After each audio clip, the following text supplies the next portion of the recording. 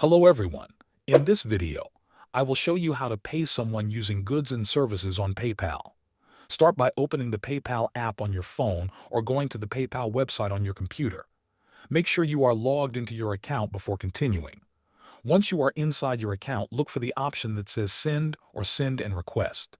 Tap or click on it to begin your payment. Now you need to enter the details of the person you want to pay. You can type in their email address, phone number, or name. Make sure the information is correct so the payment goes to the right person. After that, enter the amount you want to send.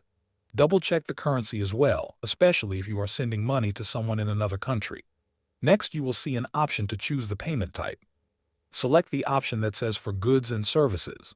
This ensures that your payment is covered by PayPal's buyer protection. Now review everything carefully. When everything looks correct, click on Send Payment Now to complete the process. You will receive a confirmation once the payment is successful. Thanks for watching.